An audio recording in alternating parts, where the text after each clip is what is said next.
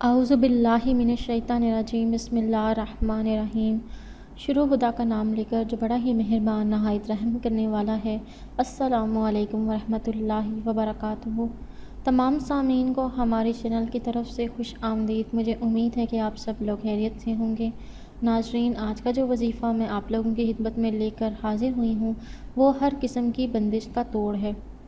دوستو، اکثر اوقات حسد کرنے والے لوگوں سے دوسروں کی ترقی برداشت نہیں ہوتی اور وہ دوسروں پر جادو تعویذات کے ذریعے بندش لگوا دیتے ہیں، جیسا کہ کاروباری بندش، لڑکیوں کی شادی میں رکاوٹ، اولاد کی بندش وغیرہ۔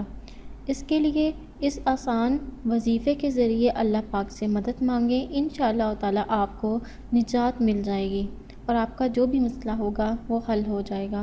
ہر قسم کی بندش دور کرنے کے لیے یہ عمل لاجواب ہے۔ دوستو، عمل بتانے سے پہلے میری آپ لوگوں سے چھوٹی سی درخواست ہے کہ آپ میری اس ویڈیو کو لائک ضرور کریں اور اپنے دوستوں کے ساتھ شیئر کریں۔ شیئر آپ لوگوں نے اس نیت کے ساتھ کرنا ہے کہ یہ ویڈیو آپ لوگوں کے لیے صدقہ جاریہ اور ایصال ثواب کا ذریعہ بنے گی۔ دوستو، ہو سکتا ہے کہ آپ کے ایک شیئر کرنے کی وجہ سے کسی انسان کی بہت بڑی پریشانی یا بہت بڑی مشکل حل ہو جائے اور اس کا ثواب آپ کو بھی ملے گا۔ آپ کو یہ کرنا ہے کہ آپ نے 11 دن تک روزانہ فجر کی نماز کے بعد آپ نے یہ عمل کرنا ہے۔ فجر کی نماز پڑھنے کے بعد آپ نے اول و آخر 11 مرتبہ درود شریف پڑھ لینا ہے۔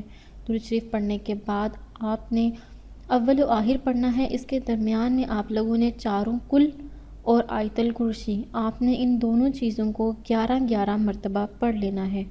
اس کے بعد آپ نے سورہ مزمل 1 مرتبہ پڑھنی ہے اور پھر آپ نے اللہ تعالیٰ کے حضور حاضر ہو کر اس کی بندش کے لیے دعا مانگنی ہے۔